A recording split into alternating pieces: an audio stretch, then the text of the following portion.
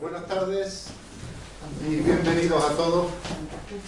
Muchas gracias por asistir a este Viernes Cultural, donde vamos a tener una conferencia a cargo del profesor Andrés Martínez López sobre filosofía. El título, como bien sabéis, es La utopía. El profesor Andrés Martínez López de Jaén, nace en un pueblo que se llama Conena, Canena. Es licenciado en Filosofía por la Universidad Complutense de Madrid, becario de investigación y ayudante en la Cátedra de Metafísica de la Facultad de Filosofía de la citada universidad, y trabajó bajo la dirección del profesor Rábade Romeo.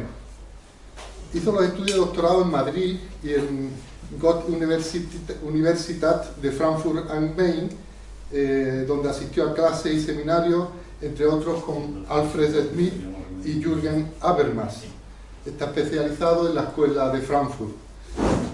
Su carrera como docente ha sido catedrático de Instituto de Filosofía desde 1983, ha sido director del Colegio Virgen del Castillo, del Instituto Virgen del Castillo de Lebrija, y de Juan de Mairena del Aljarafe. Los dos son pueblos de aquí de Sevilla, y desde hace algunos meses pues disfruta ya de su bien merecida jubilación. El título, como he dicho antes, es La utopía, y agradecerle al profesor pues su conferencia, y para nosotros va a ser una gran satisfacción y es un orgullo pues contar con él en estos viernes culturales. Y sin más, profesor, tiene la palabra. Muchísimas gracias, Antonio. ¿Se me oye bien? Perfectamente. Yo quisiera dar también las gracias a esta logia número 29 por la amabilidad que han tenido de prestarnos toda la ayuda que nos han prestado. Antonio Oliva, la verdad es que ha sido muy amable, preocupándose, mandándome un montón de correos durante todo este tiempo. Y también quiero agradecerles a ustedes su presencia, que en esta soleada tarde magnífica de otoño podrían estar por ahí, en vez de estar escuchando a un feliz jubilado que dedica su tiempo, en vez de estar haciendo aquagym y dedicarse al dominó, pues se dedica a leer libros de filosofía política y de cosas de estas. En fin, vamos a ver. El tema de hoy es la utopía. Para mí que es un tema muy bonito, lo que pasa es que es un tema bonito y desde hace algunos años un tema del que no se habla muy bien, sobre todo desde los años 90, sobre todo desde que cayó el muro de Berlín y implosionó la Unión Soviética y empezaron otras formas de política a darse en el mundo, y todo el fenómeno de la globalización se fue extendiendo. Desde entonces hasta hoy, la palabra utopía es una palabra un poco peligrosa, un poco resbaladiza. Incluso se suele tomar de una manera muy negativa.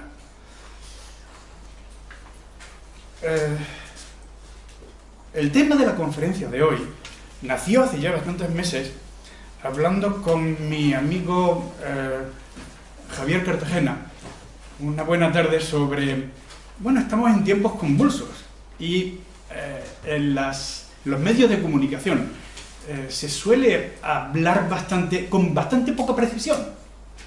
Y se escuchan palabras como razonable o responsable, cuando en realidad lo que te quieren decir es: no vale para nada lo que yo te había dicho, haz lo que yo te hago, y te tienes que callar porque esto es lo que hay. Y se usa también de una manera muy negativa la palabra utópico. La palabra utópico vale para decirle al otro: tú de esto no entiendes nada, tú lo que eres es un irresponsable, tú solamente sabes decir cuentos chinos. Es una palabra que es, digamos, tan negativa últimamente como la palabra populista. Es que ahora mismo ya es casi un insulto decir populista. Y yo lo que me pregunto es, los políticos, cuando están haciendo sus promesas a sus electores, ¿qué están siendo si no? ¿Qué les van a decir a sus electores? Miren ustedes, vamos a hacer algo que a ustedes no les gusta en nada? Y sin embargo dicen, ¿qué populista es aquel? Aquel dice, ¿qué populista eres tú? Bien, pues la palabra utópico es una palabra que está mal vista. Pero bueno, vamos a ver. Yo creo que sí habría que ubicarla. Y habría que ver qué significa utopía y cuál es el estado actual de la utopía. Eso es lo primero.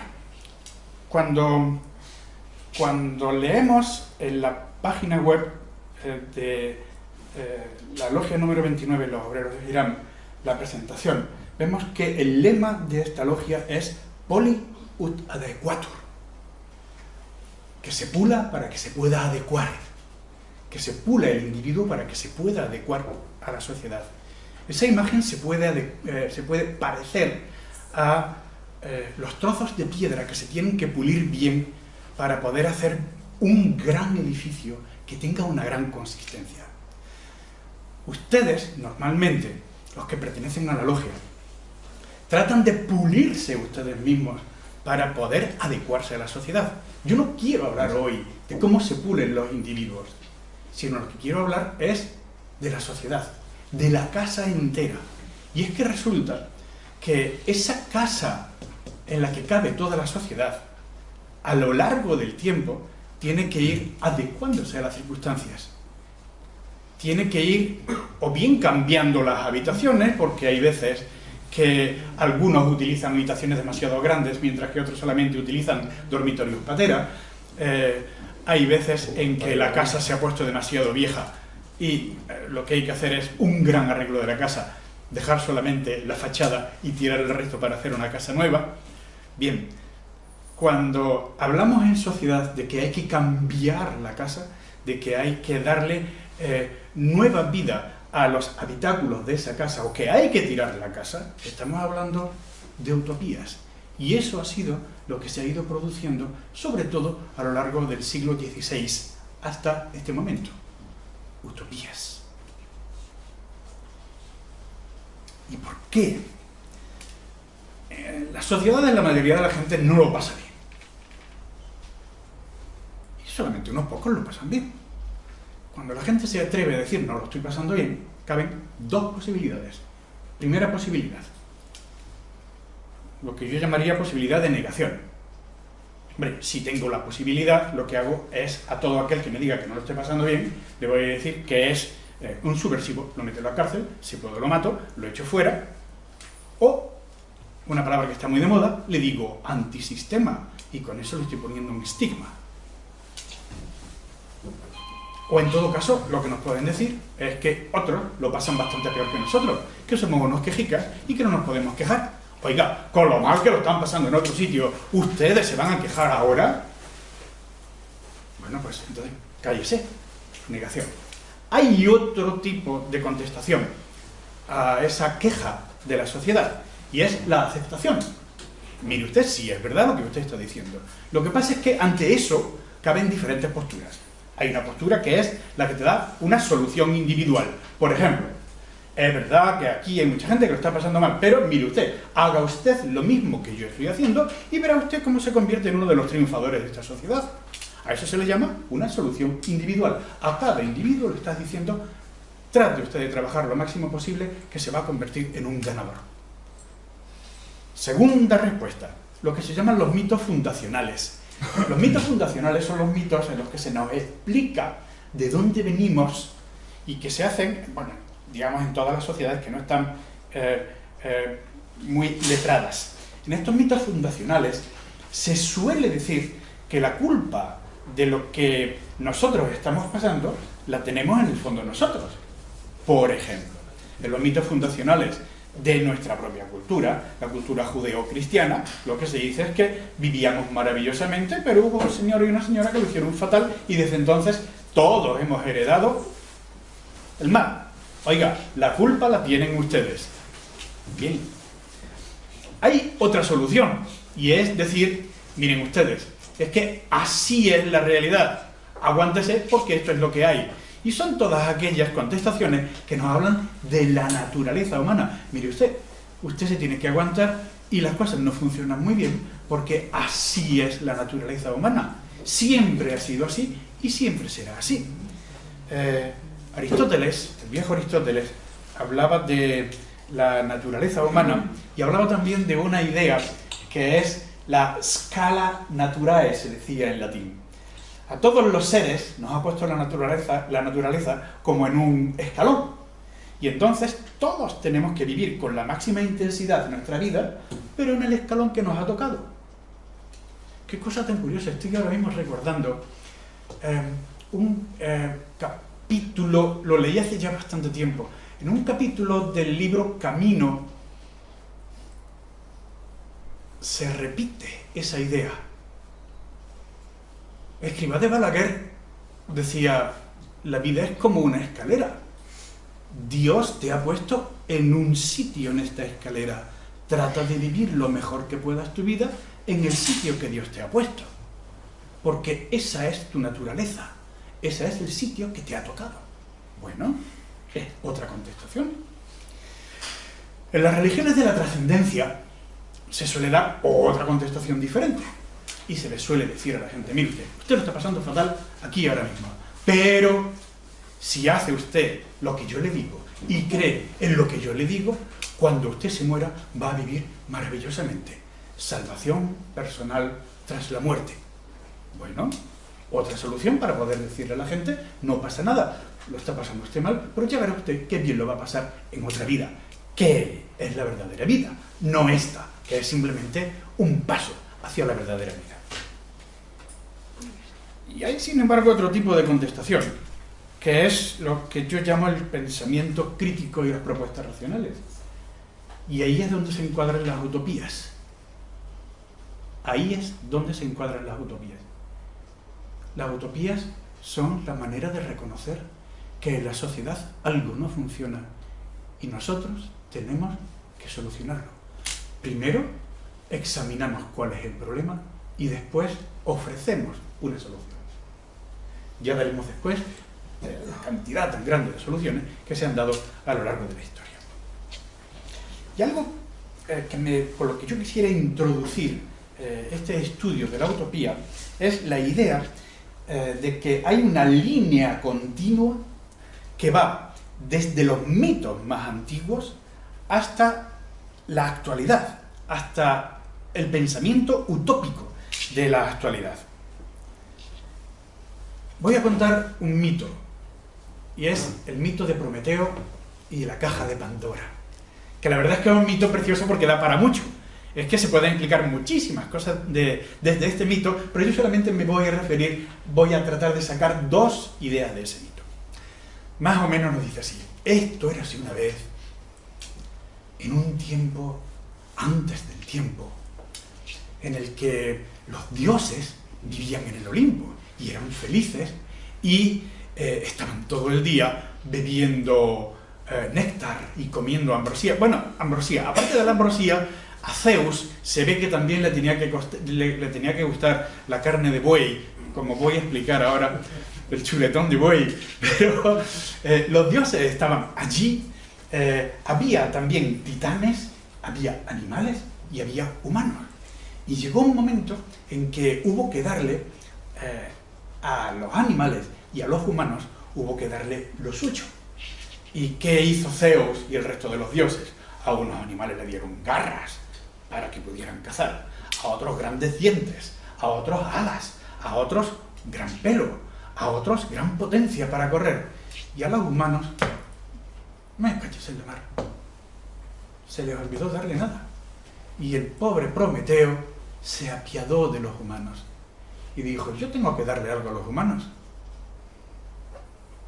Y se subió al cielo y el sol, que era un carro que llevaba faetón con fuego, cogió un poco de aquel fuego y se lo dio a los humanos. Y desde ese momento los humanos dejaron de ser dependientes de los dioses, porque pudieron vivir con el fuego sin necesitar que los dioses les solucionaran los problemas. Y el fuego lo que significa es independencia de los humanos, pero también significa la sabiduría. Voy a contar otra cosa que le sentó muy mal a Zeus. Resulta que los humanos tenían que hacer sacrificios a Zeus, Y Prometeo lo que hizo fue el sacrificio de los humanos a Zeus, y entonces lo que se hacía era sacrificar un toro, para que veamos que no solamente a los dioses les gustaba la ambrosía, sino también les gustaba bastante el chuletón de buey. Había que sacrificarle un toro, y entonces lo que hace Prometeo es que engaña a Zeus y le pone rodeando la piel solamente los huesos y la grasa, y la carne se la da a los humanos para que se la coman. Y Zeus entonces dijo: se acabó, no aguanto más. A estos y a este los voy a castigar, y se van a enterar. ¿Y qué es lo que hizo? A Prometeo lo encadenó en la parte más alta del Cáucaso y dejó que viniera un águila y le comiera el hígado continuamente. Menos mal que pasaba por allí un día Heracles y mató al águila, y entonces pudo solucionar el problema. Pero Zeus dijo también: te vas a enterar. Y creó a la mujer. E hizo de una figura de barro, hizo a una mujer que era fundamentalmente bella, y se llamaba Pandora, que en griego significa Pandorón, es todos los regalos. Ella lo tenía todo. Ella era fundamentalmente bella, pero también muy curiosa. Y se la presentó y se la dio al hermano de Prometeo, que se llamaba Epimeteo. Claro, Epimeteo, cuando ve aquella preciosidad, dice: toda para mí, y se queda con ella para poder enseñársela a los amigos. Aquí mi señora, miren ustedes qué guapa. Pero resulta que Pandora venía con una caja donde venían muchas cosas buenas y muchas cosas malas. Y le habían dicho: Pandora, por Dios, no abras la caja. Pero en el primer momento en que se encontró sola, quiso ver lo que había allí dentro. ¿Y qué salieron? Las guerras, las enfermedades, todos los males, la avaricia. Pudo cerrar la caja a tiempo. ¿Y qué es lo que quedó dentro de la caja para los humanos? La esperanza. Y desde entonces los humanos tienen dos cosas. Primero, inteligencia para poder resolver los problemas, inteligencia, independencia de los dioses, para poder resolverlas ellos solos, sin necesidad de recurrir a los dioses, y esperanza para decir: en el futuro puedo solucionar yo solo todos los problemas que me surjan. Esa es la gran virtud que impulsa a los humanos hacia el futuro. Entonces, desde estos dos puntos, la inteligencia, la independencia, yo puedo hacerlo, y la esperanza, vamos a ver cómo se construye la utopía desde la primera utopía que se hace hasta este mismo momento. Bueno, hasta el último libro que yo he leído de temas utópicos, que es del año 2010. O sea que es más o menos hasta ahora. Bien, por eso lo que quiero es tratar de delimitar exactamente qué significa, qué ha significado hasta ahora y qué significa hoy utopía. ¿Cuáles son las características de la utopía? ¿En qué coinciden todas las utopías? ¿En qué coinciden? Hay algunos puntos en los que coinciden todas. ¿Cómo se ha desarrollado a lo largo de la historia la utopía? ¿Y dónde está el problema de la utopía hoy? Que ya adelanto. El problema de la utopía está hoy un poquito difícil de resolver. Al menos desde la sabiduría oficial, desde la politología oficial. Bien, en teoría política hay un problema grave metodológico, y es el problema de las definiciones. Los científicos no discuten sus definiciones. Los matemáticos, cuando hablan de ecuaciones matriciales, todos saben lo que son ecuaciones matriciales. Yo no lo sé. Pero bueno, los que hablan de esas cosas, todos saben exactamente qué son ecuaciones matriciales. Sin embargo, cuando nosotros hablamos de utopía, unos dicen una cosa y otros dicen otra. Cuando nosotros hablamos del sistema, unos dicen una cosa y otros dicen otra. Y cuando nosotros hablamos, por ejemplo, de ideología, que hay 15 definiciones, 10 definiciones diferentes de la palabra ideología. Cada autor utiliza la suya. Entonces, yo lo que voy a hacer es, cuando diga alguno de estos conceptos, voy a decir, lo utilizo desde este autor, no desde el otro. Que sepan ustedes entonces que siempre hay una definición diferente para todos estos problemas que salen en teoría política. Todos los referentes a la utopía. Bien, vamos a tratar de definir a la utopía. Hay autores que dan 2 definiciones y otros que... Y yo creo que mejor hay que dar 3 definiciones del concepto de utopía. Vamos al, digamos, más básico, que es el que nos dice la Real Academia Española. Dice, utopía es el plan, proyecto, doctrina o sistema optimista que aparece como irrealizable en el momento de su realización. 2 partes tiene esta definición. Una que es un plan, proyecto o doctrina o sistema optimista. Bueno, la Real Academia Española trata de ser fría, yo creo que incluso trata de ser un poco piadosa, cuando dice simplemente que es un proyecto de tipo optimista. El único problema es qué significa optimista. Bueno, optimista vamos a suponer que significa quiero una sociedad perfecta. Ahora bien, ¿qué es perfecta? El viejo Platón decía que, por ejemplo, una sociedad perfecta es aquella en la que existe armonía. No importa lo que les pase a los individuos. Lo que no quiero es líos. Más o menos venía a decir Platón. Yo quiero una sociedad armónica, sin ningún tipo de problema. Marx, por ejemplo, cuando decía sociedad perfecta, decía sociedad igualitaria. Todo el mundo con igualdad de derechos. Fourier, que es otro de los utopistas, decía que una sociedad perfecta es aquella que deja a todos los individuos el que puedan realizar todos sus instintos y sus pasiones conforme a ellos les venga bien. Bueno, los ecologistas nos dicen que una sociedad perfecta es una sociedad de la vuelta a la naturaleza.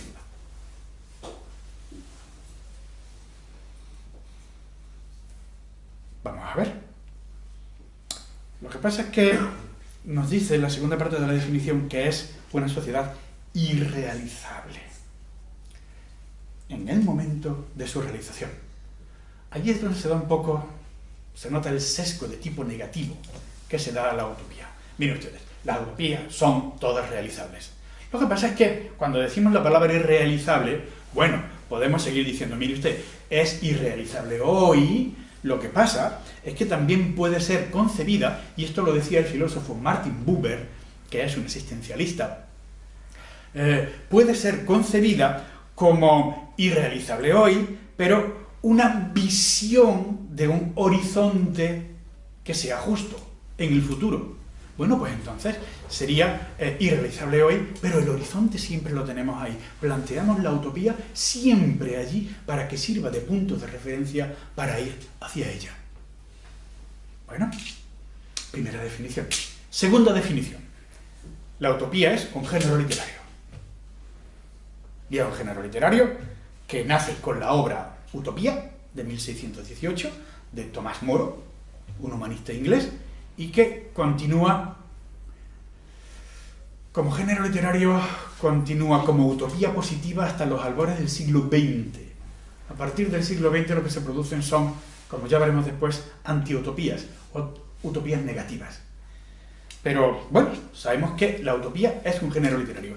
Es un género literario que estuvo muy de moda, enormemente de moda, en los siglos XVII, XVIII y sobre todo en el siglo XIX. Yo les puedo asegurar que hay centenares de utopías hechas en el siglo XVIII y en el siglo XIX. Los anarquistas, por ejemplo, no se puede hablar de la utopía anarquista, se habla de los cientos de utopías que cada uno de los escritores anarquistas han desarrollado. Los anarquistas escribieron cientos de utopías. Y en el siglo XVIII era el típico género que todos los escritores que se las daban de pensadores tenían que escribir para ser bien considerados y para poder presentarse en los salones diciendo, aquí tenemos a fulanito de tal, que es un pensador muy importante y que además ha escrito tal utopía presentando una sociedad perfecta. Bien, es un género de moda hasta el siglo XX. ¿Y qué hacen esas utopías? Lo que hacen es describir sociedades perfectas y criticar a las instituciones y al sistema político en el que se escribe. Critico lo que tengo ahora mismo y en contra de lo que tengo ahora mismo, lo que propongo es un tipo de sociedad perfecta.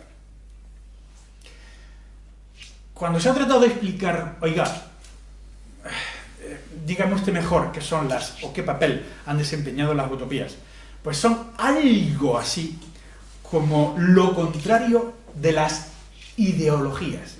Y ustedes me dirán, ¿y qué son las ideologías? Voy a tratar de explicarlo desde la perspectiva de un filósofo que se llama Karl Mannheim y que escribió una obra que se llama Ideología y Utopía, donde trata de resumir todo lo que se ha dicho sobre el tema de la ideología, perdón, de la utopía. Él lo que nos dice aproximadamente es lo siguiente: las sociedades no solamente tienen elementos de tipo material, sino que también tienen elementos de tipo superestructural. Estos son las explicaciones que se dan de tipo técnico y de tipo normativo de cómo es la sociedad y de cómo se debe comportar uno en esa sociedad para ser considerado una persona normal, incluso una persona buena. Entonces, las ideologías lo que hacen es explicarnos, entre comillas, lo que hay. Miren ustedes, así funciona técnicamente y éticamente la realidad. Y lo que hacen es, las ideologías, igualar lo que hay con lo que debería ser. Lo que hay es lo que debería ser porque en realidad es lo más razonable que se puede dar. Puede que no sea muy bueno, pero es lo más razonable.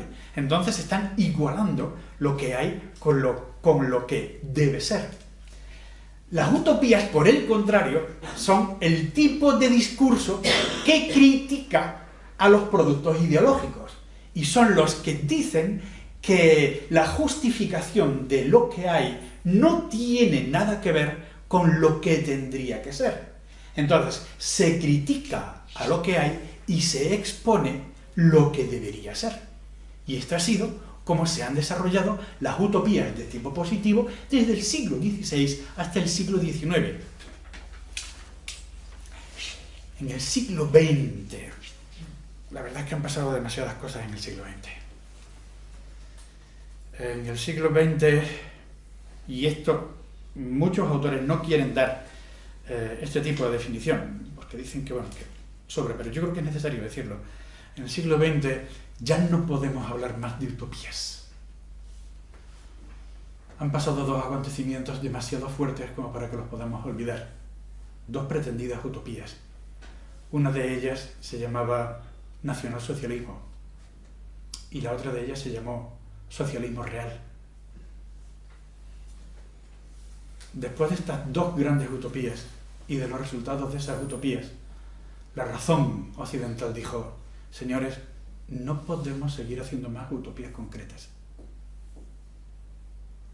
Entonces, ¿qué surgió?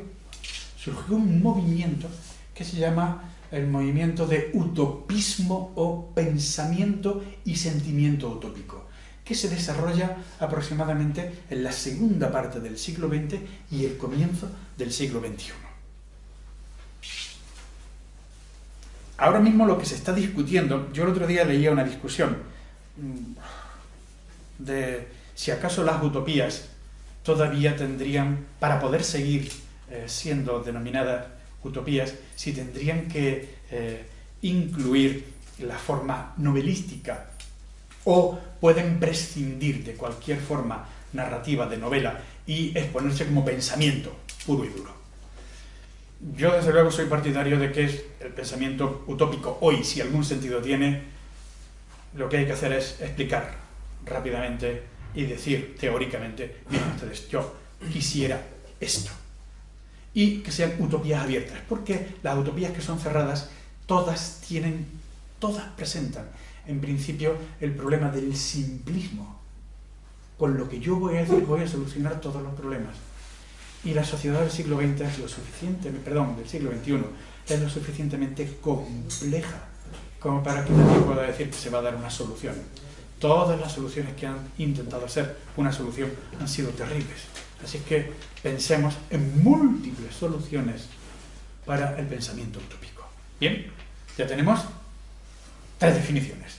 Una definición de la Real Academia Española, una definición como género literario, una definición del siglo XX de qué es pensamiento y sentimiento utópico.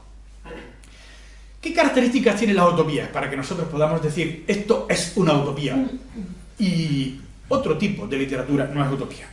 Bien, las utopías, al menos las utopías que se han desarrollado hasta el siglo XX, son todas utopos, en ningún lugar concreto. Todas las utopías en el siglo XVI, XVII, XVI, XVII, XVIII y XIX, todas se han situado por el Brasil, por algún sitio de África, en los mares del sur, por Dios. Cuando se habla de los mares del sur, uno lo que piensa en estas hawaianas y en los cantes que están haciendo. Bueno, se sitúan siempre en sitios fuera de cualquier lugar identificable para que nadie pueda decir, oiga, es que allí no se está haciendo lo que usted está diciendo. Entonces, todas se sitúan en un sitio sin identificar. Quiero distinguirlas de toda aquella literatura, y ahora lo voy a mencionar, de toda aquella literatura que hace descripción de lugares maravillosos, de viajero que va a un sitio fantástico, maravilloso, que se produce mucho durante la Edad Media, el Renacimiento, y después en el siglo XIX y en el siglo XX. ¿Por qué se distinguen de ese tipo de literatura? Porque ese tipo de literatura no tiene ningún programa ético-político, y las utopías, todas, tienen un programa ético-político. Todas. Segunda característica, su historicidad. Todas las utopías tratan de resolver o tratan de criticar un tipo de problemas que existen en una sociedad y nos dan unas propuestas que nosotros vemos que corresponden a ese momento. Por ejemplo, la obra Utopía de Tomás Moro nos habla de esclavos. Y uno dice, por favor, una utopía hablando de esclavos. Señores, es que es una utopía escrita en 1518. Que muy poquito antes, el rey Fernando el Católico, cuando conquista Málaga, coge aproximadamente 9.000 esclavos, los vende, y de ellos le manda al Papa Inocencio III 300 esclavos para que él pueda libremente disponer de los 300 esclavos. Un poquito antes de esto. O sea que las utopías, como característica, claro, tienen su historicidad, y es que ellas responden a un problema. Y ellas, bueno, muchas de ellas van aventurando algunas cosas que después se van a cumplir en el futuro. Tercera característica. Las utopías son siempre propuestas de mejora de una sociedad por medio del cambio de instituciones.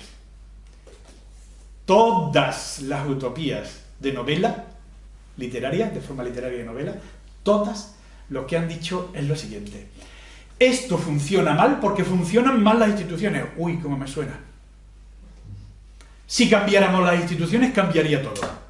No hace falta que los individuos estén cambiando mucho, no. Los individuos serán perfectos y los individuos serán felices porque vivirán en una sociedad donde se han cambiado las instituciones. Y todas las utopías lo que proponen es un cambio de instituciones. Ellas nos dicen, miren ustedes, los individuos tienen que trabajar mucho. Las clases sociales tienen que hacer, los grupos de trabajo, no. Cambie usted las instituciones y tendremos una sociedad completamente nueva e individuos felices y buenos. Cuarta característica. Todas nacen en un momento de crisis. Todas. Y lo que hacen es representar siempre nuevas ideas y nuevas formas de organización. ¿Por qué? Porque cada vez que tenemos una crisis, lo que se está planteando es: tengo un tipo de problemas en una sociedad. ¿Qué hace la utopía? Critico a la sociedad que está en crisis y hago una propuesta concreta. La propuesta de las instituciones nuevas que yo quiero poner. Quinta característica. Todas representan siempre a un grupo social emergente. Por ejemplo, las utopías del 16 y del 17 presentan la idea, las ganas de un grupo social emergente que se llama burguesía. En el siglo XVIII representan a un tipo social nuevo, que es también otro tipo de burguesía, y sus intelectuales, que lo que quieren es que todo esté guiado por la razón y por la ciencia. En el XIX y en el XX, las utopías son utopías que representan al grupo social emergente con fuerza de los proletarios y de la gente agrupada en sindicatos. En la actualidad, las utopías que se presentan, las representan grupos sociales nuevos. Podríamos pensar hoy, si no hubiera sido por las feministas, por las sufragistas, de final del siglo XIX, principio del XX, la sociedad que tenemos era un grupo social que tenía unos intereses concretos. Sexta característica, todas tienen una visión antropológica optimista, frente a la concepción burguesa y a la concepción cristiana, que suelen ser concepciones antropológicas negativas. Y me explico por qué. El utopismo suele estar totalmente convencido de que nosotros podemos siempre ir hacia adelante y podemos conseguir cada vez más una sociedad perfecta por nosotros mismos, por nuestras propias fuerzas. Sin embargo, la opción burguesa, representada por el filósofo Hobbes, lo que nos llega a decir es lo siguiente: todos los humanos somos iguales en principio y por lo tanto todos tenemos los mismos derechos, pero no hay de todo para todos. Luego, automáticamente, surgen los conflictos, surgen las guerras y el hombre es un lobo para el hombre. Por eso necesitamos que venga el Estado y ponga leyes fuertes para asegurar el que no haya más enfrentamiento entre los humanos, que todos lo que quieren es tenerlo todo. El cristianismo también tiene una concepción bastante negativa, antropológica, porque el cristianismo lo que nos dice es que nosotros, por el hecho de ser humanos, carne, tendemos hacia el pecado, hacia el mal. De ahí que Dios continuamente nos tenga que estar dando la gracia. Nosotros somos libres, pero la libertad es un concepto, desde el punto de vista del cristianismo, es un concepto bastante duro, porque la libertad vale para decirle siempre a la gente: usted es libre, usted tiene la culpa de lo que ha hecho. Pero aquí viene Dios, que lo va a salvar a usted y lo va a llevar a un sitio maravilloso. Usted que no se lo merece, usted que no podría conseguirlo usted solo, viene Dios, le da gracia y lo va a ayudar a ir a un sitio maravilloso. El utopismo, por el contrario, lo que dice es: oiga, usted puede y lo va a hacer. Y entre todos juntos lo vamos a hacer, porque el utopismo nunca es individualista. El utopismo siempre es comunitario. El utopismo siempre lo que dice es: todos juntos lo vamos a conseguir, nunca uno solo. ¿Qué puntos tienen en común todas las utopías? Vamos a ver. Primero, acabo de decirlo, los individuos quieren sentido en la comunidad y trabajan para ello. Nosotros vivimos en una sociedad en la que se nos dice que somos individuos, o que la sociedad es un agregado de individuos, y cada uno tiene que luchar para sí mismo. Y sin embargo, las utopías lo que dicen es: ustedes solo tienen sentido si viven en comunidad. Robinson Crusoe no puede existir. No tiene ningún sentido. Lo único que tiene sentido es lo que ya había dicho el viejo Aristóteles: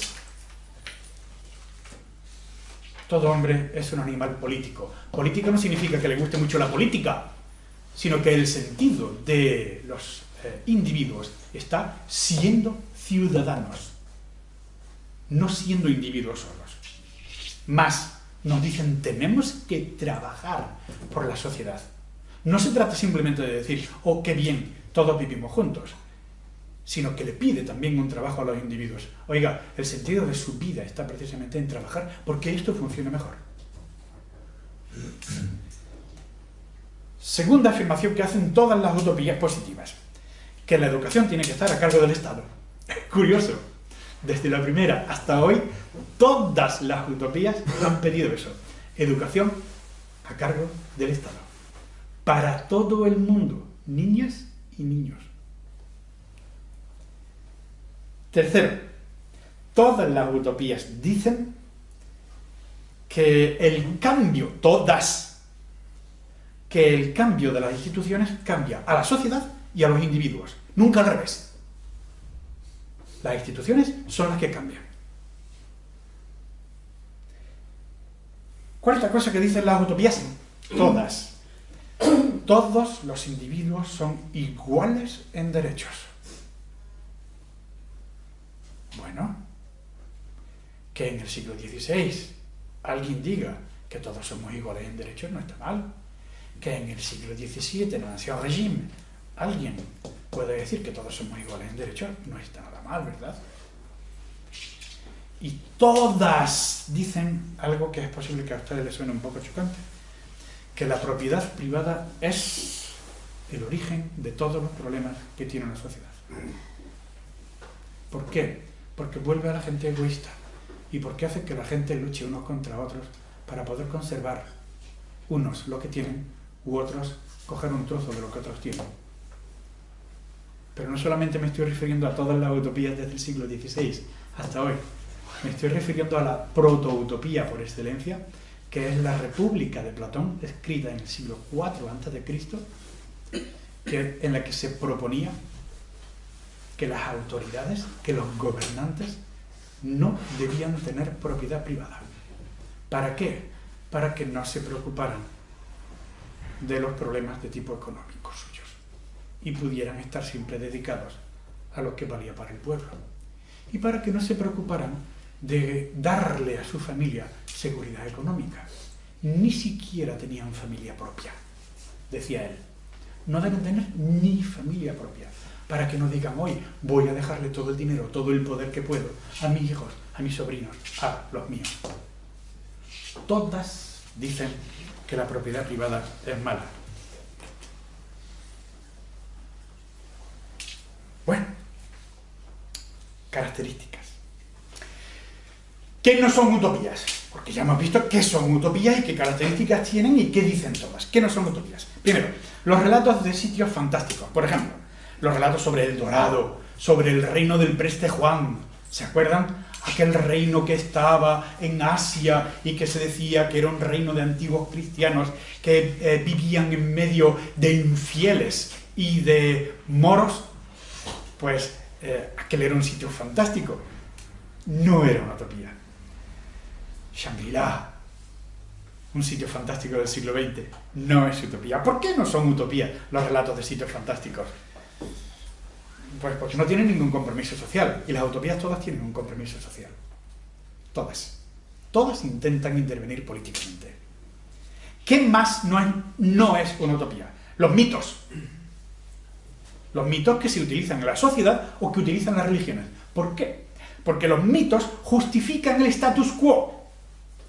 Justifican la realidad que existe, mientras que las utopías, por el contrario, lo que hacen es criticarla y decir lo que quiero es otra cosa diferente.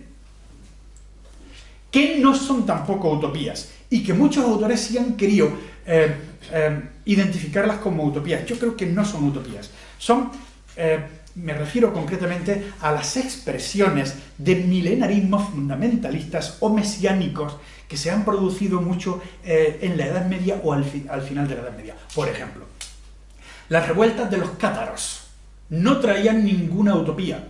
Las revueltas de Thomas Müntzer, que se dan en final del XIV, principio del XV, las revueltas de los campesinos alemanes o las revueltas de los campesinos checos con los husitas, con Juan Hus, estos no presentan ninguna utopía. ¿Por qué?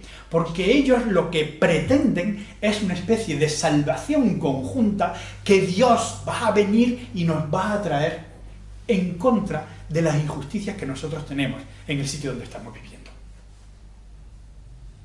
Entonces, eso no son utopías. Más, no son utopías las obras de ciencia ficción. ¿Por qué? Porque las obras de ciencia ficción son un mero divertimento. Y yo creo que tampoco son utopías las ucronías. ¿Qué son las ucronías? Las ucronías son como si fueran utopías, pero hechas en el tiempo. ¿Y por qué digo que no son utopías? Porque son historia ficción. Entonces, unas tienen carga de tipo social y político y otras no tienen. ¿Qué es una ucronía? Supongamos que Franco no hubiera ganado la guerra, sino que hubiera seguido la República. ¿Cómo sería España hoy? Eso es una ucronía. ¿Qué pasaría si si Napoleón no hubiera conquistado Rusia? ¿Qué habría sucedido si Hitler nunca hubiera subido al poder? Estos son ucronías. Entonces, tienen que ver algo con las utopías. Algunas tienen alguna carga de tipo social y político, pero la mayoría no. Son mera historia ficción. Bien, como veo que el tiempo pasa y yo no adelanto mucho, lo que voy a hacer ahora en la evolución y la clasificación de las utopías es pasarlas rapidísimamente y solamente les voy a dar algún ejemplo gracioso porque lo que me interesa es ver la actualidad de las utopías. Así que voy a saltar todo lo que pueda. Bien, clasificación de las utopías y evolución de ellas.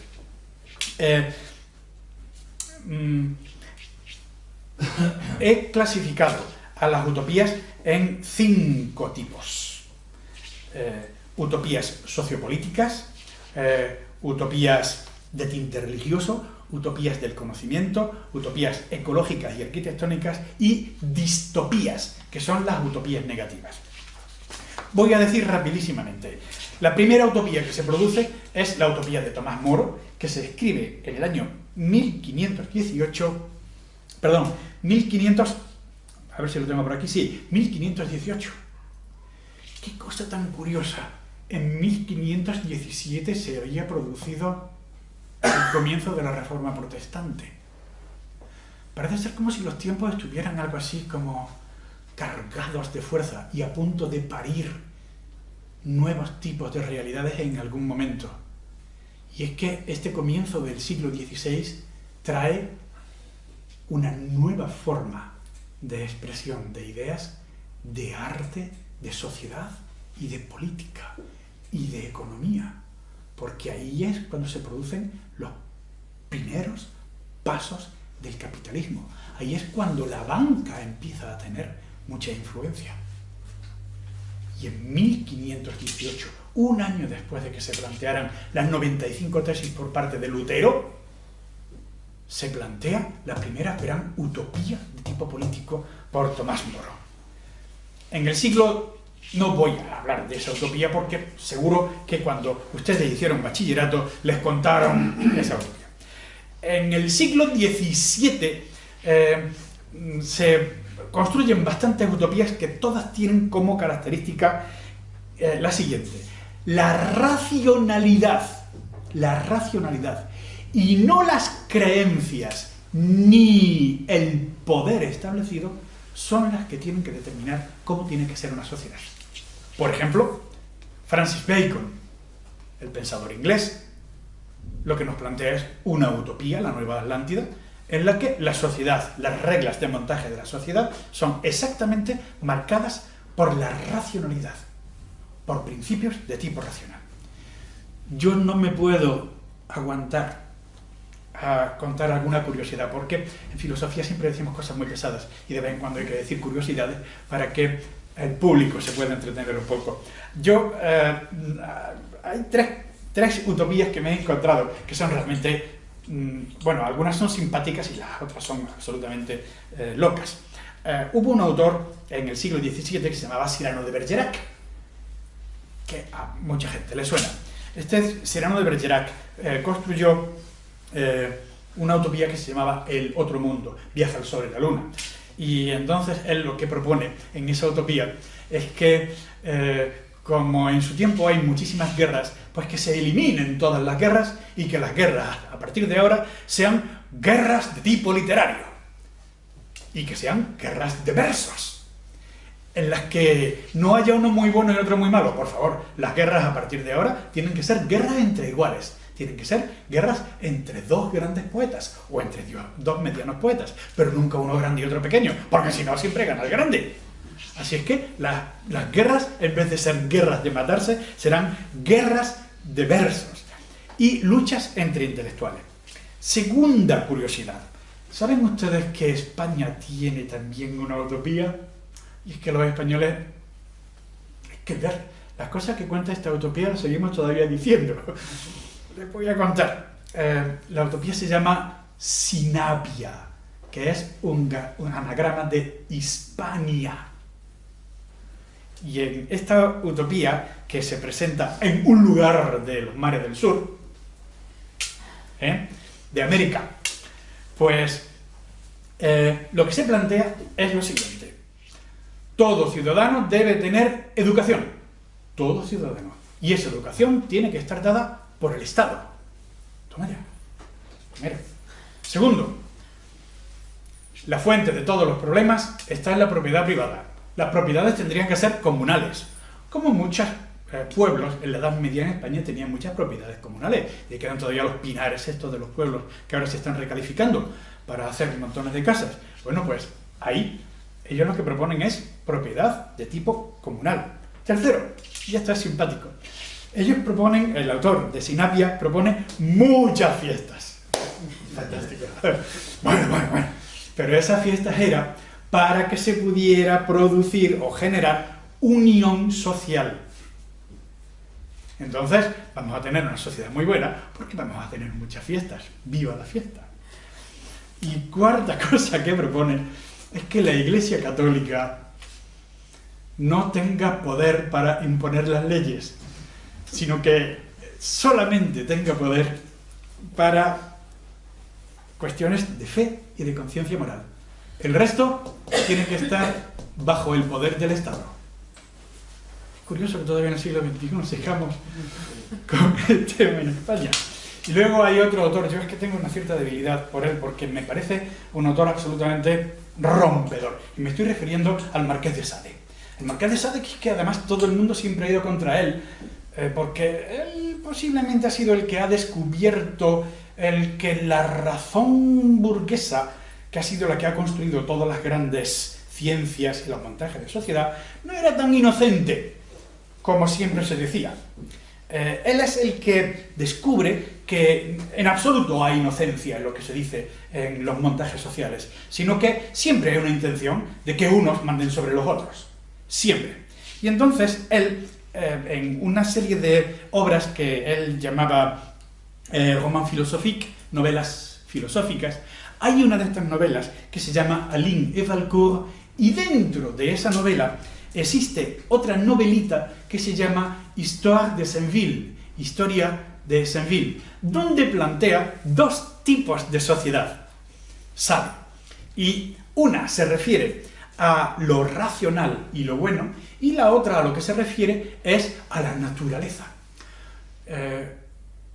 Más o menos nos viene a decir, estuve en dos islas.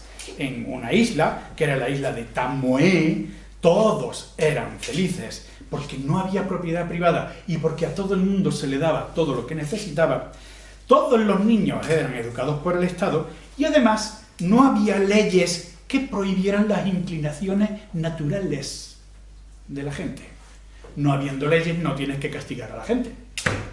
Claro. Y además, este príncipe era un príncipe muy bueno y hacía todo lo posible para que todo el mundo fuera feliz. Porque era un príncipe que utilizaba siempre su razón para hacer que todo el mundo viviera feliz. Y de allí me fui en barco, dice el autor de la obra, a otra isla donde gobernaba el espíritu de la naturaleza.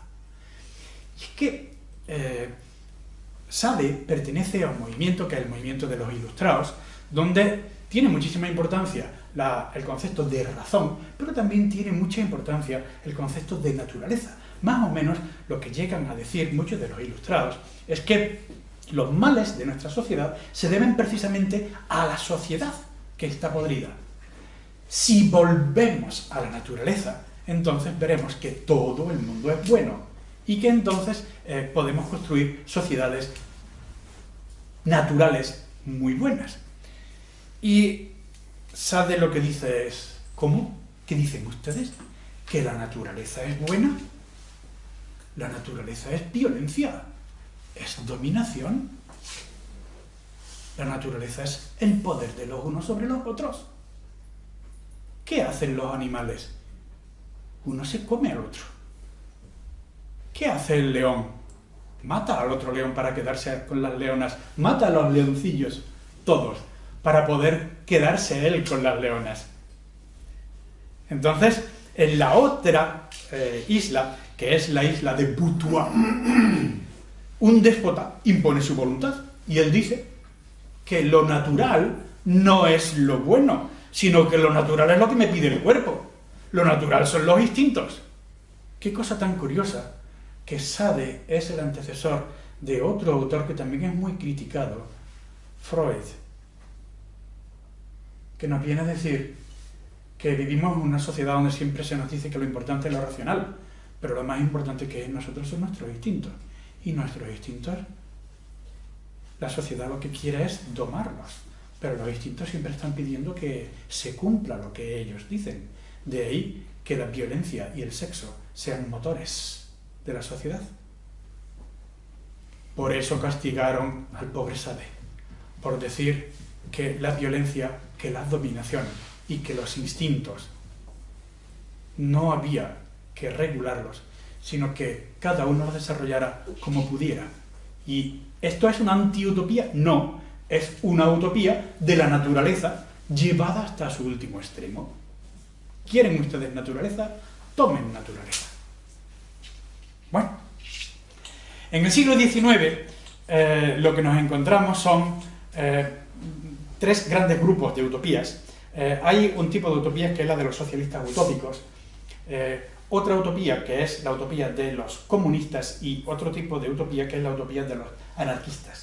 Los socialistas utópicos siguen más o menos novelando las utopías. Y a mí lo que me gustaría simplemente es mencionar a uno, y es a Fourier. Se escribe Fourier, Charles Fourier. Este señor, en una obra que se llamaba De los cuatro movimientos, lo que propone a la sociedad es que se puedan fundar comunas en las que no exista propiedad privada, en las que se favorezcan las inclinaciones naturales y positivas para la sociedad y se encaucen por medio de la educación y del juego aquellas inclinaciones que puedan resultar negativas para la sociedad. Por ejemplo, él lo que hacía, él lo que proponía, era que en sus falansterios, esas comunas, pues, hombre, la gente tiene inclinaciones de tipo natural.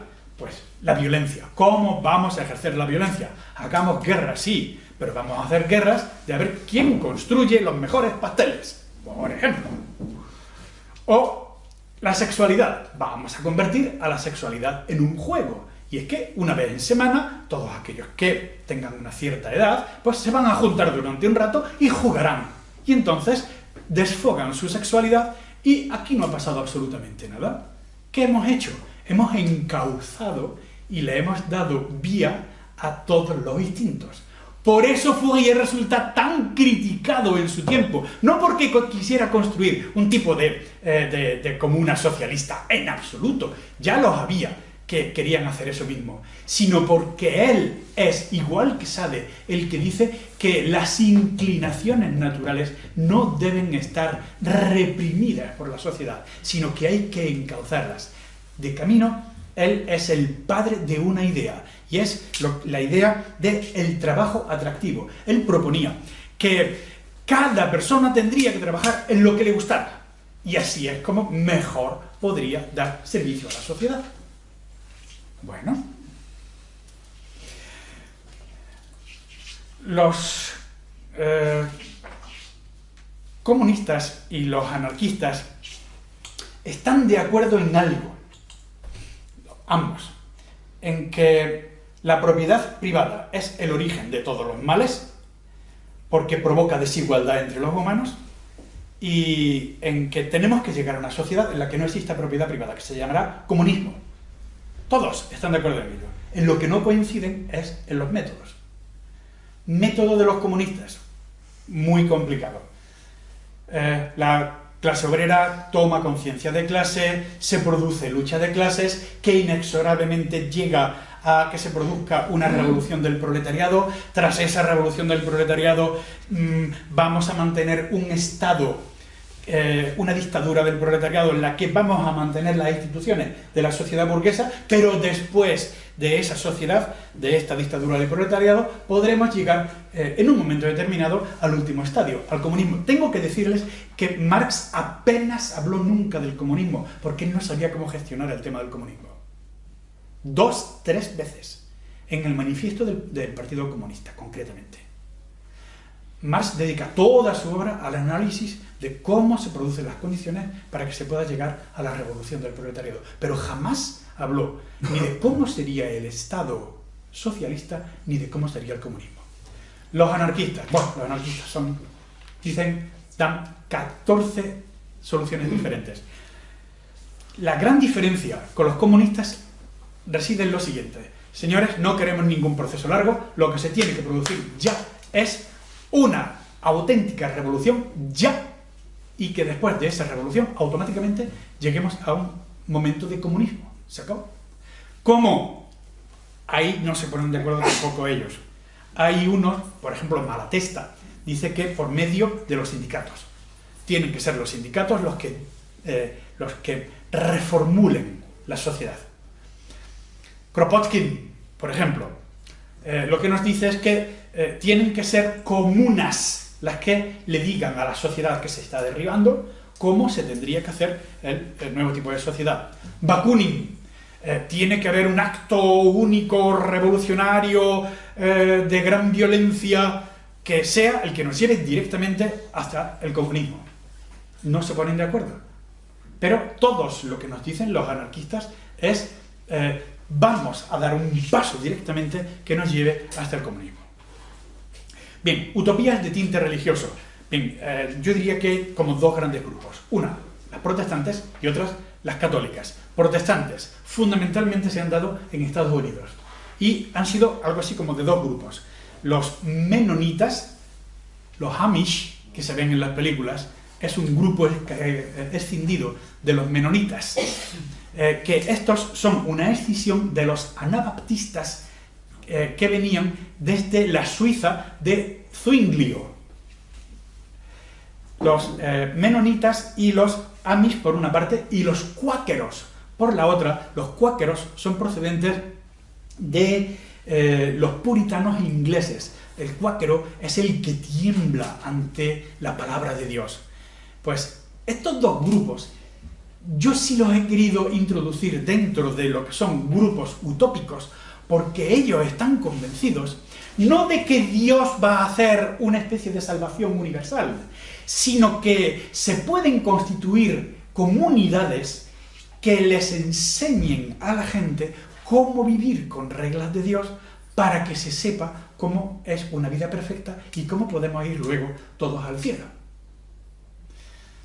Los cuáqueros, por cierto, fueron los primeros antiesclavistas, los primeros partidarios de la separación entre la Iglesia, entre las religiones y el Estado, los primeros pacifistas, los primeros que promovieron la redistribución de las riquezas, etcétera, etcétera, etcétera. Los católicos. Yo diría que hay dos grandes momentos que se dan. Uno es tras el momento de la conquista, en el momento de llevar el cristianismo, sobre todo los franciscanos, y tenemos que recordar al padre Fray Bartolomé de las Casas, que tienen una gran fuerza de tipo utópico, porque ellos están convencidos de que los indios que se han descubierto en América no están contaminados, aunque tengan costumbres muy extrañas, no están contaminados por los vicios de la vieja Europa. Entonces, con ellos se pueden constituir comunidades en las que se pueda representar el reino de los cielos aquí en la tierra, y que esas comunidades sean el espejo en el que se miren todos los demás cristianos. Los jesuitas también hicieron unas llamadas reducciones del Paraguay, en el río Paraguay, que consistían en hacer ciudades pequeñas en las que se traía a grupos de indios y con ellos se intentaba crear sociedades ideales en las que se combinaba la propiedad privada con la propiedad comunal, en las que la ley de Dios fundamentalmente era la que guiaba la acción de todos los individuos. Utopías del conocimiento, la más conocida es la obra de Skinner, que se llama Walden 2. Rapidísimamente. Skinner es uno de los padres del conductismo, que es una rama de la psicología norteamericana que ha tenido más importancia durante todo el siglo XX. Y lo que nos suele decir Skinner es que nuestra conducta, toda nuestra conducta, es producto, siempre es una respuesta a un estímulo, y que nosotros podemos controlar la conducta controlando los estímulos. Luego, la educación es fundamental. Si yo controlo bien la educación, podré hacer sociedades perfectas. Entonces, científicamente yo tengo en mi mano la posibilidad de crear normas de tipo educativo para que con esas normas pueda hacer yo una sociedad perfecta.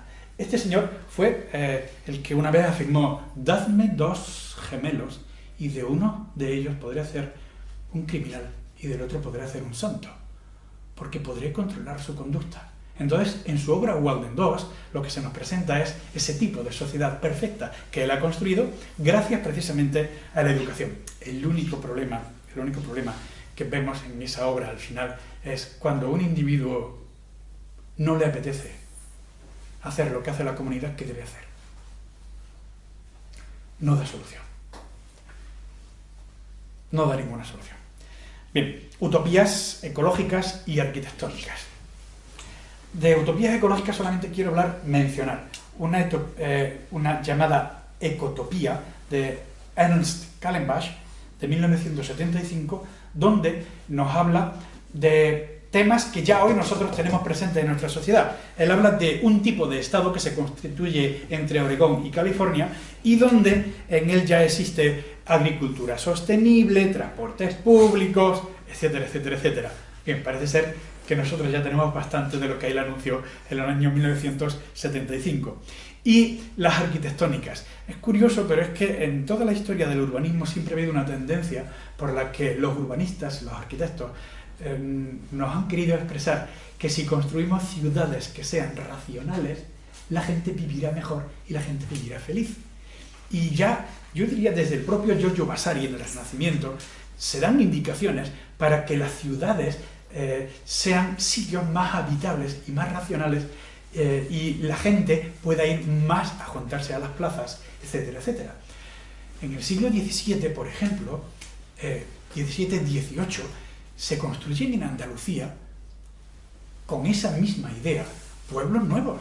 Estamos hablando de la Luisiana, estamos hablando de la Carjota, estamos hablando de la Carolina, que si ustedes las ven son son pueblos en los que solamente existen líneas rectas y plazas, porque se han construido desde la racionalidad, y en el centro del pueblo está el ayuntamiento y la iglesia.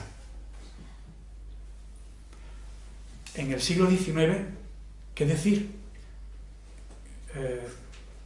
Haussmann, el gran arquitecto francés, él fue el que rediseñó París y diseñó París haciendo o proyectando grandes avenidas.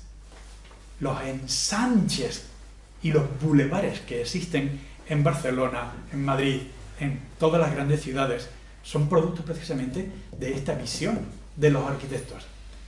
Y en el siglo XX, simplemente lo que quiero es mencionar a Le Corbusier, que hace una gran ciudad en la India con racionalidad. Niemeyer, Brasilia. O, por ejemplo, nuestro Sainz de Oteiza, que hizo algún edificio aquí en la Expo. Él construyó en Madrid, en la M30. Si ustedes cogen la M30 yendo hacia la salida de Zaragoza, se encontrarán cerca una obra enorme, que es de Sainz de Oteiza, en la que él lo que propone es que hay que hacer un nuevo tipo de unidades habitacionales para que la gente pueda tener más contacto y puedan vivir mejor. O sea, la felicidad de los individuos vendrá dada por el espacio que ellos van a tener para poder interrelacionarse. Y por último quiero mencionar las distopías. Y las distopías, ¿qué son las distopías? Son las utopías negativas que se producen en el siglo XX. ¿Por qué? Porque en el siglo XX se han producido dos terribles sistemas. Primero, el nacionalsocialismo, que estaba basado en las siguientes ideas. Existe superioridad de tipo racial, moral e intelectual de un pueblo sobre otros. Eso se observa incluso en filosofía. El filósofo Martin Heidegger, en una obra, la verdad es que no me acuerdo si es exactamente en Vom Wesen des Grundes, de la esencia del fundamento, o sobre la esencia de la verdad, no sé exactamente, nos dice que la lengua del pensamiento es el alemán. Oiga, ¿y por qué el alemán? La verdad es que él se estaba refiriendo a los franceses. Señores franceses, ustedes no piensan como nosotros. Pero bueno, afirmar en principio que hay un pueblo que tiene superioridad racial, moral e intelectual sobre los demás. Segundo, lo que ellos llamaban la herencia de los antepasados, que consistía en conservar tradiciones y territorio.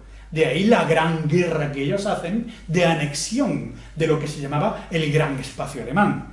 Tercero, preservar la pureza racial.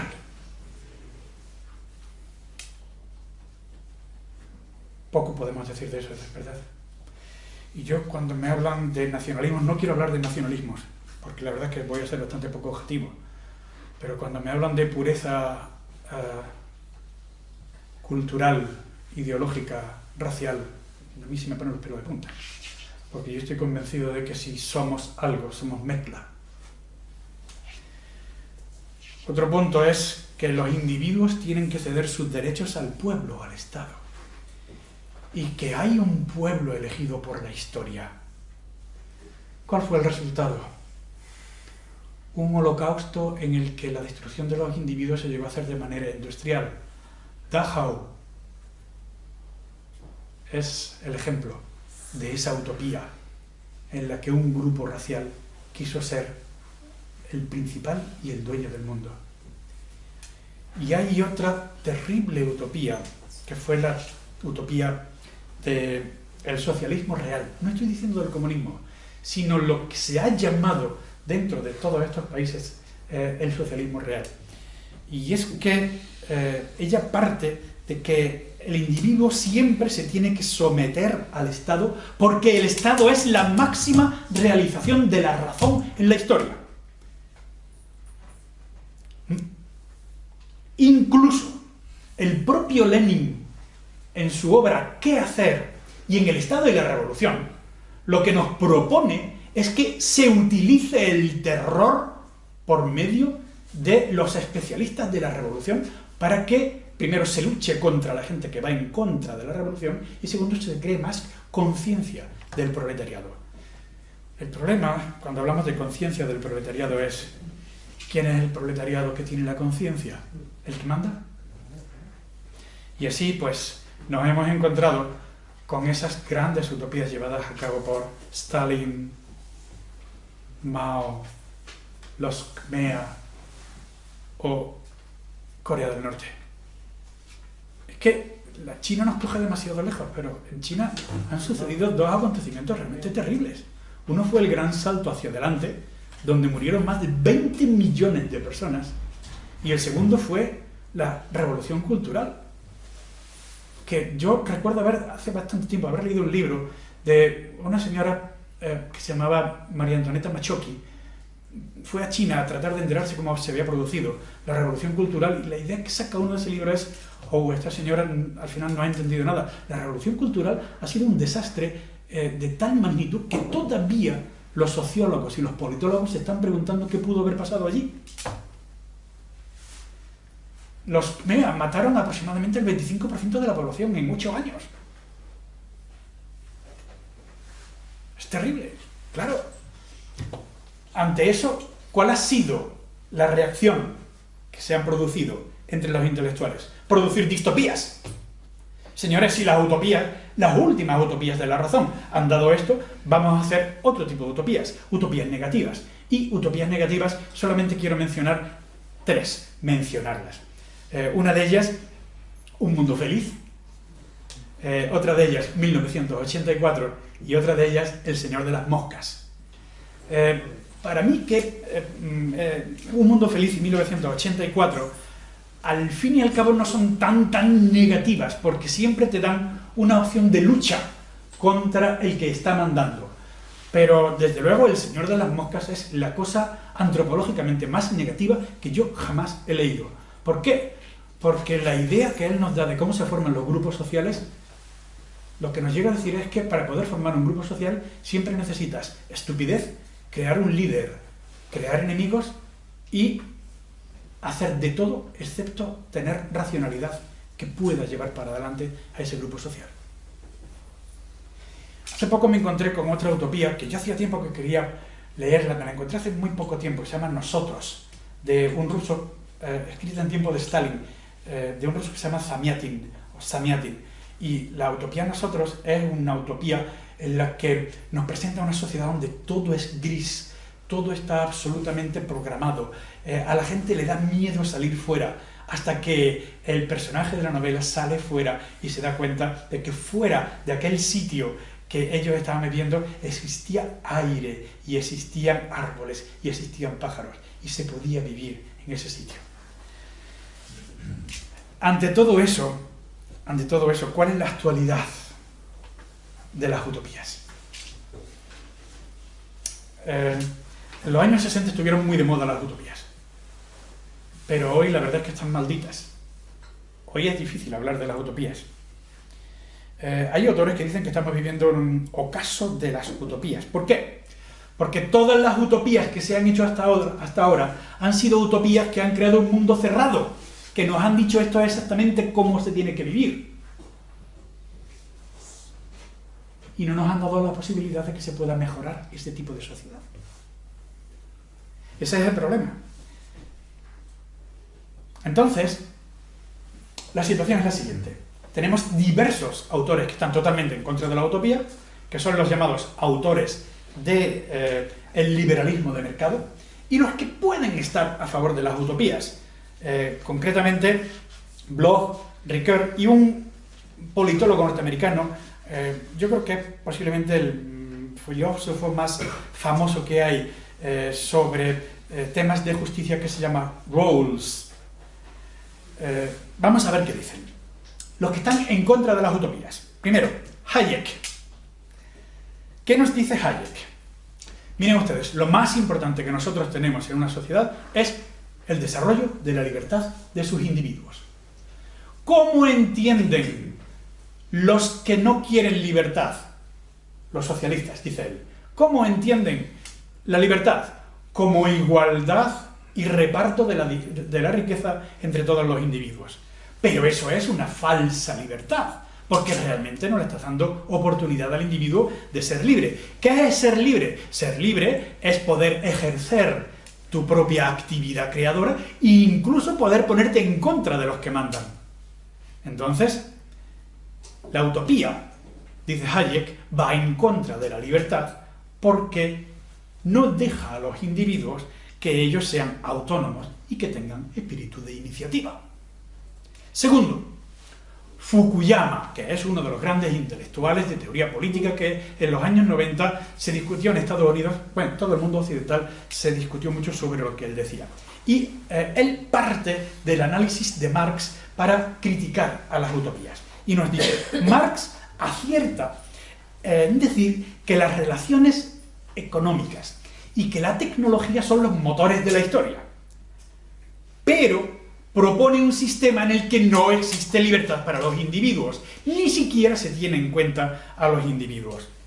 Entonces, ¿qué propongo yo? Yo propongo a la democracia liberal. ¿Por qué? Dice él, porque la democracia liberal es el único sistema que compagina igualdad formal de derecho y libertad de cada uno de los individuos. Tercero, Karl Popper. Karl Popper es uno de los filósofos más famosos del siglo XX. Aparte de ser un gran metodólogo de la ciencia, él ha sido un gran teórico de la política. Y él, en dos obras, en La sociedad abierta y sus enemigos y La miseria del historicismo, lo que nos plantea es lo siguiente. Existen dos tipos de sociedades, lo que se llaman las sociedades abiertas y las sociedades cerradas. Las sociedades abiertas son las que dejan que se puedan solucionar todos los problemas poco a poco. Las sociedades cerradas son las que te dan la solución entera y ya no te dejan ningún tipo de salida. Entonces, ¿por qué critico las utopías? Dice este señor, porque las utopías son sociedades cerradas, son soluciones concretas y completas que no dejan ninguna oportunidad de hacer algo nuevo. Entonces, ¿qué propone él? Que la democracia liberal es el único sistema que, aunque no sea perfecto, sí es perfeccionable. ¿Por qué? Porque es el único que es razonable. Yo le preguntaría también a Popper, ¿y qué entiende usted por razonable?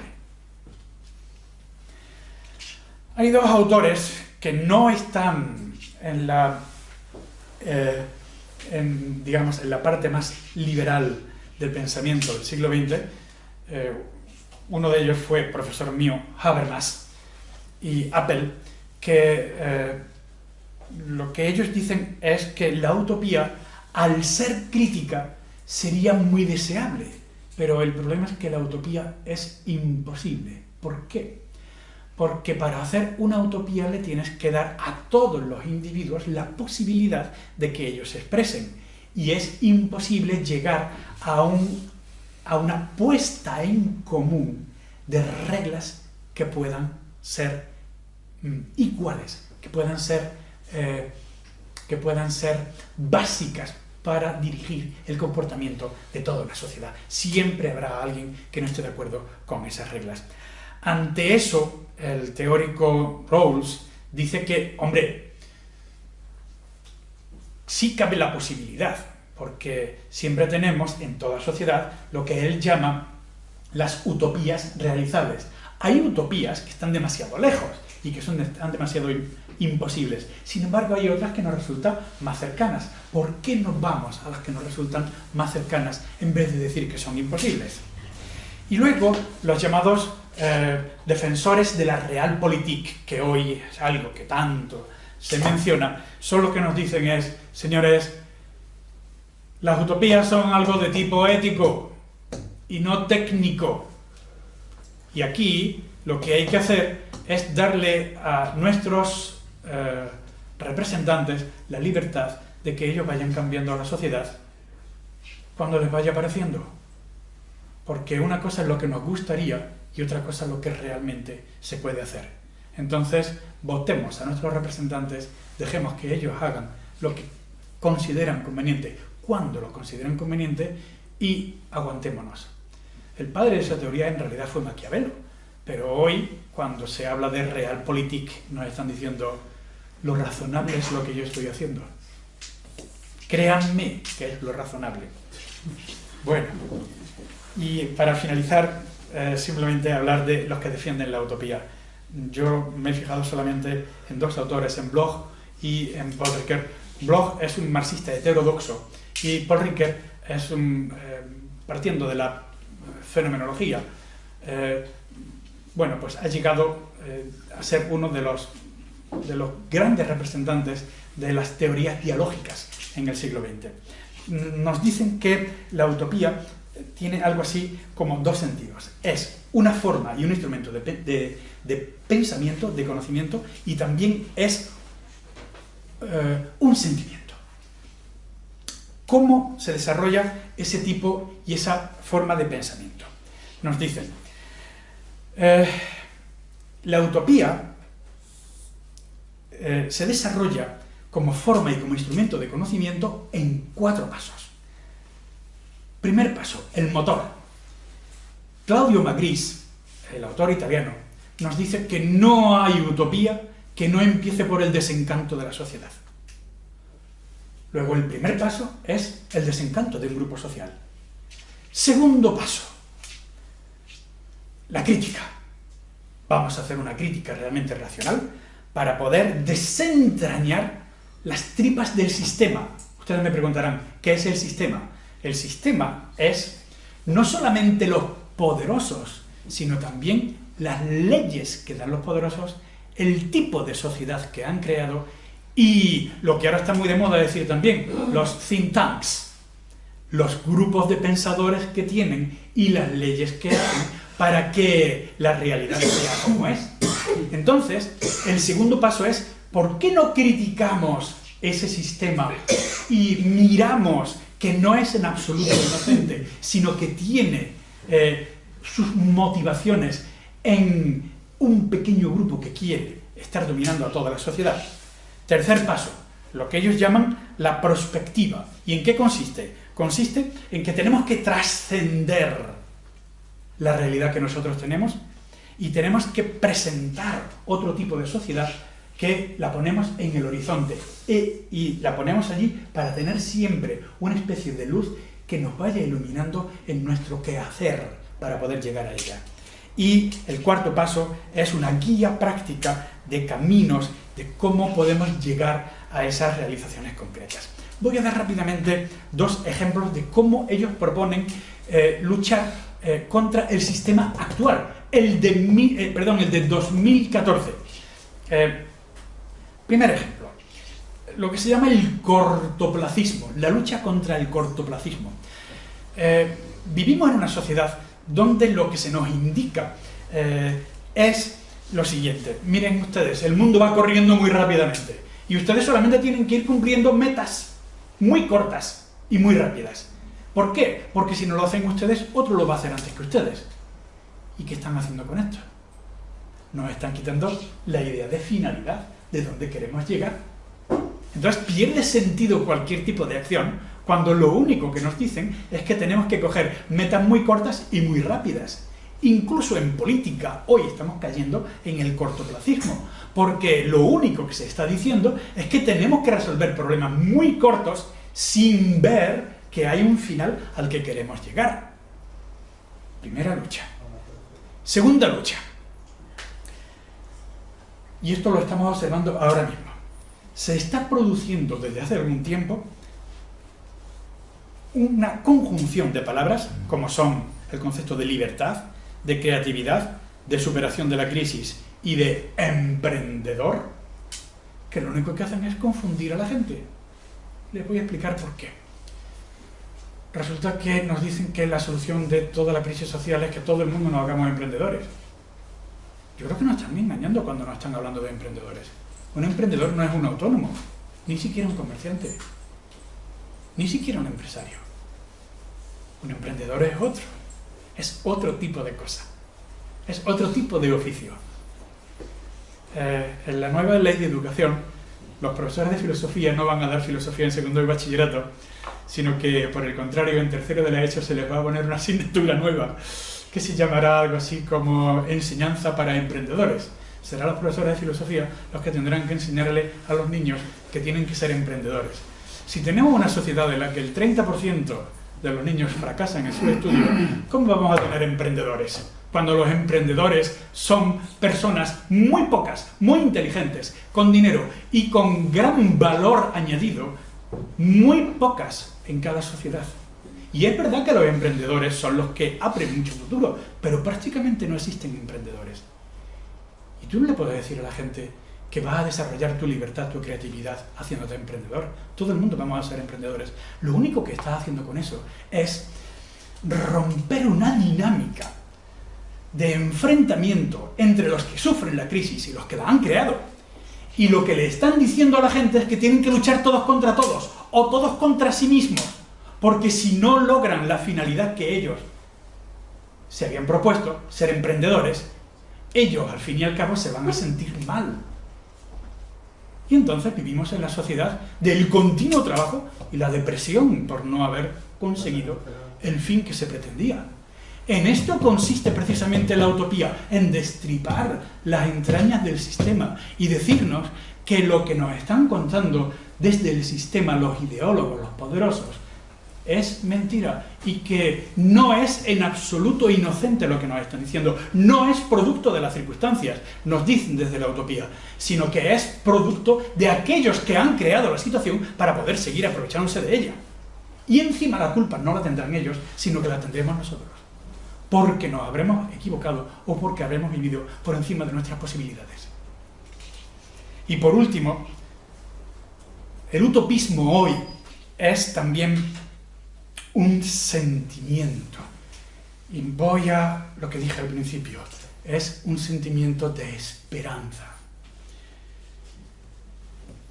La esperanza es una componente antropológica tan importante como nuestra racionalidad o nuestra libertad. ¿Por qué? Porque la esperanza es la que provoca nuestra conciencia de hacer las cosas mejor en el futuro. Pero tiene un peligro. Y el peligro es que se quede como pura fantasía o como pura descripción de ideas que son absolutamente irrealizables. Ese es el peligro. La función, por el contrario, es que la utopía, por medio del la esperanza, por medio del pensamiento, nos pone en tela de juicio las formas de organización social que tenemos hoy. Las pone en tela de juicio. Y nos dice que existen otras que posiblemente sean mejor para toda la sociedad. Y segundo, Paul Ricoeur decía que la esperanza también, a él la llamaba la obstetricia intelectual. ¿Y en qué consiste? Consiste en que, según él, la tecnología, el arte y los movimientos sociales de reivindicación de derechos son la punta de lanza que continuamente nos están abriendo eso que su amigo Rawls ha llamado las utopías realizables. Solamente con ese con esa conciencia de esperanza es como podremos abrir un futuro nuevo. Y para finalizar, solamente quiero hacer 3 apuntes muy rápidos. Primero, que realmente es una paradoja que sea un sentimiento, la esperanza, quien ejerza de motor del pensamiento utópico. Adiós a la razón autónoma que siempre se había hablado. Es un sentimiento, la esperanza.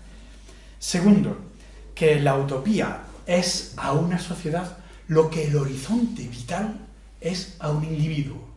Si cada uno de nosotros nos proponemos un horizonte vital, la utopía es el horizonte vital de la sociedad. Que cada vez que damos 2 pasos, ella se aleja 3, pero nos dice, aquí estoy, para que podamos dar otros 2 pasos más. Y por último, mi deseo personal de utopía es que al menos un país del mundo cumpla con la Declaración Universal de Derechos Humanos. 1, no pido más.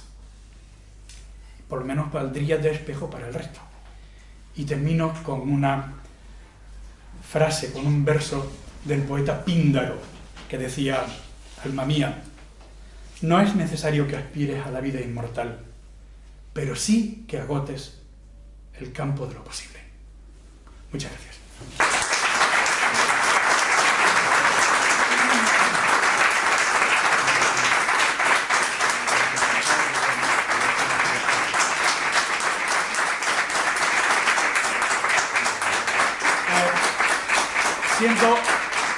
Siento haber sido tan largo. Lo que pasa es que el tema, si quieres desarrollar mínimamente, tienes que excederte en el tiempo que se te concede. Muchas gracias por la amabilidad que han tenido ustedes, por escucharme, por la paciencia.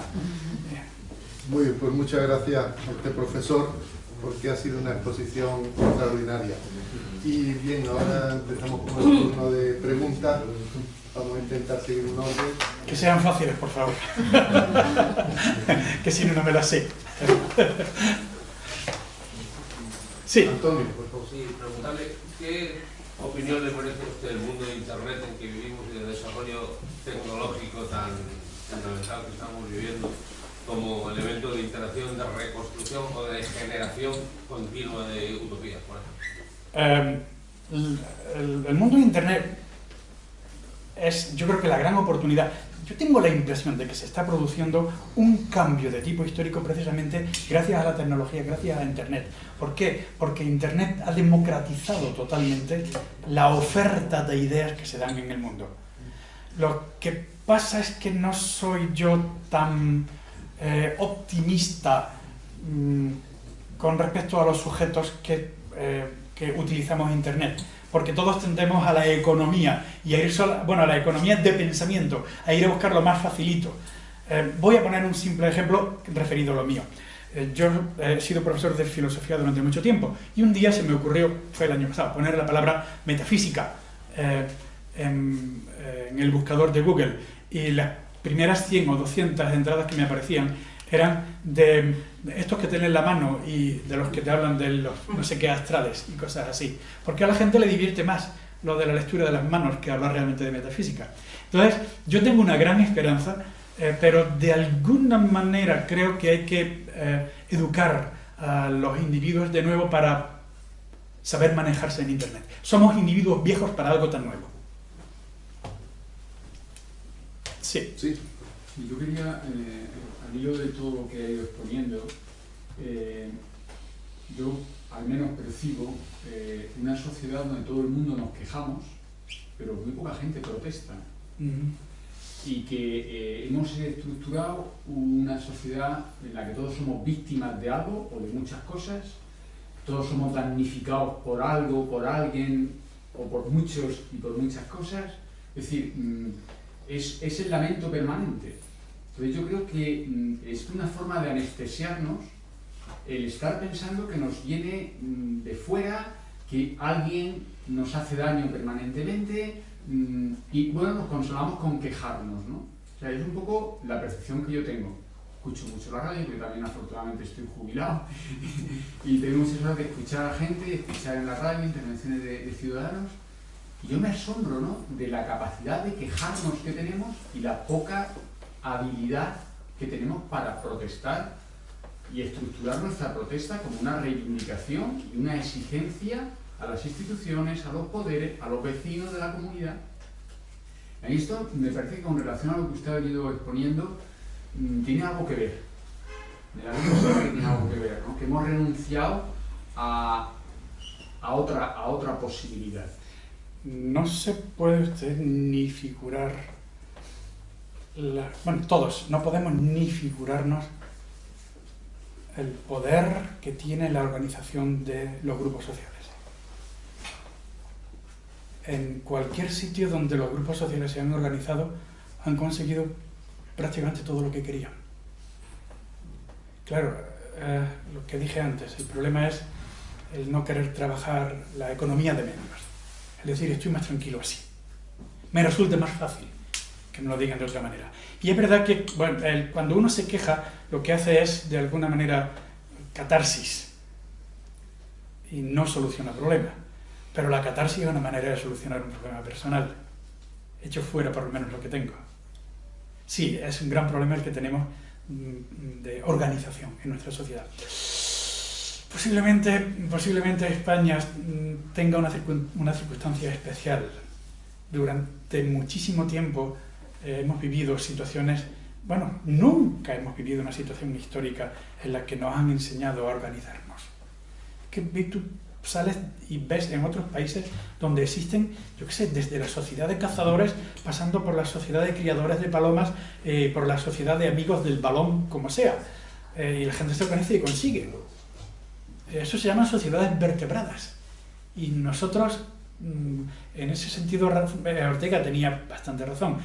Seguimos siendo una sociedad bastante invertebrada porque esperamos siempre que sea otro el que venga y nos solucione. Y eso no es utópico.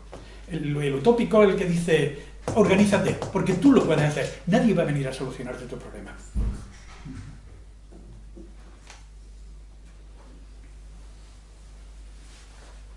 Sí. Pues, Andrés, con el tipo de sociedad que nosotros estamos padeciendo ahora, que es una sociedad basada en el poder económico, para cambiar este tipo de sociedad, ¿hay algún mecanismo que no sea la revolución? Pero la pregunta es dura, ¿no? y la respuesta va a ser todavía más dura. Manolo, como señal de disciplina, me he limitado a dar exclusivamente teoría. ¿Por qué? Porque la práctica la dejo para ustedes que son suficientemente formados e inteligentes.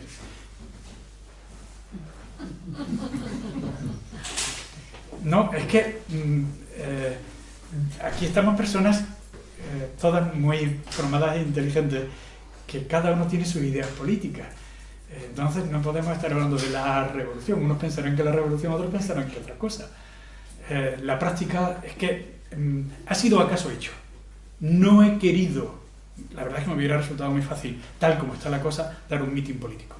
Pero solamente he querido hablar de teoría, para que teniendo el marco hecho, cada uno ya lo pueda aplicar a las situaciones concretas como mejor crea, como mejor pueda. Yo no quiero hablar, además yo no sé qué hacer. Yo cuando tenía 25 años sabía qué hacer, ahora mismo no lo sé. Ahora mismo sé mucha teoría, pero sé poco de práctica. Y no te puedo dar una contestación. Calculo que la tuya posiblemente sería más inteligente o la de cualquiera de ustedes. Y además siempre distinta. Lo siento.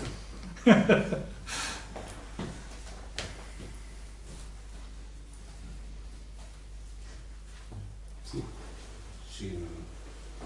Solamente preguntarle, ¿sigue vigente la Escuela de Frankfurt, en su opinión, lo que postularon hace ya tantos años de que... Teoría crítica sigue vigente. Sí, ahora mismo, vamos a ver. Es que depende. Habermas y Apple son la segunda generación de la Escuela de Frankfurt, pero ellos se han ido hacia una, digamos, hacia una extensión. Se llama teoría de la acción comunicativa. Ahora mismo son muy importantes porque estos dos autores son los que precisamente han sido llamados por el Consejo de Europa para tratar de resolver el gran problema de la integración europea. Esto por una parte, Habermas y Apple. Luego existe otra parte que es un núcleo que se permanece más fiel a teoría crítica de Adorno y Horkheimer, que son Alfred Schmidt y Schopenhauer, que ellos lo que siguen es con la misma idea de que si de alguna manera se tiene que hacer teoría, tiene que ser teoría negativa y crítica para desentrañar el sistema. Incluso algunos de los filósofos más famosos, un momento, voy a buscar el nombre, es que el otro día estuve leyendo un librito suyo, es un señor de Corea, que es la nueva estrella, que se llama... no me acuerdo exactamente. Ha escrito un libro que se llama La sociedad, el cansancio, etcétera, etcétera. Bien, todos estos filósofos que han tenido contacto con teoría crítica, lo que siguen diciendo es que la función del pensamiento actualmente es desentrañar las entrañas del sistema, meterse dentro de los intersticios del sistema, porque el sistema se presenta como algo totalmente cerrado y hecho. Y dice, señores, esto es lo que hay. Y entonces lo que te presenta es una explicación de tipo técnico, por ejemplo, los mercados. Es que los mercados se han convertido en un deus ex machina. Acuérdense de los deus ex machina, cuando el tiempo de los teatros de los romanos, cuando se armaban demasiado el lío y no sabían por dónde salir, salía desde la máquina, salía un dios y solucionaba todo el problema. Es que hoy todo el mundo, cada vez que nos quieren hablar de, cada vez que nos quieren dar una contestación que no podamos responder, dicen, señores, los mercados. Oiga, ¿y qué son los mercados? Los mercados es lo que está haciendo usted. Al fin y al cabo ellos son los que están guiando los mercados. Hombre, es que el dinero son de los ciudadanos. Sí, el dinero son de los ciudadanos, pero los mercados los están guiando ustedes. Y ustedes han creado la situación. Ustedes crearon la situación. Y esta situación en absoluto es producto de las circunstancias.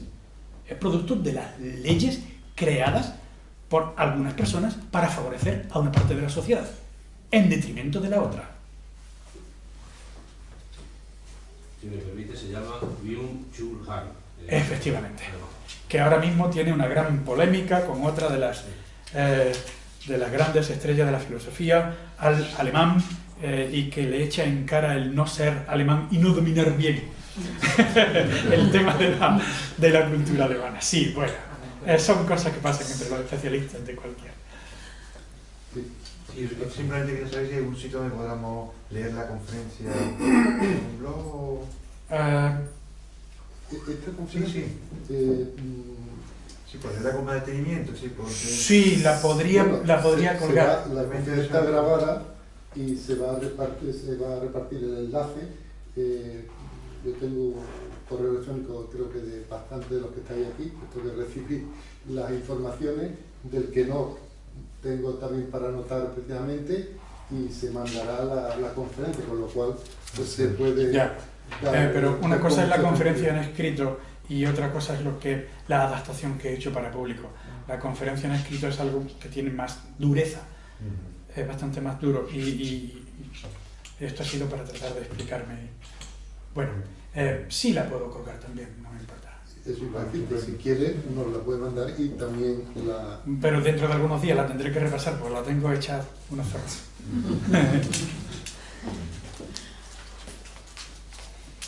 Sí. Bien, pues parece que no hay más preguntas. Muchísimas gracias por haberme dejado este trozo de su tiempo.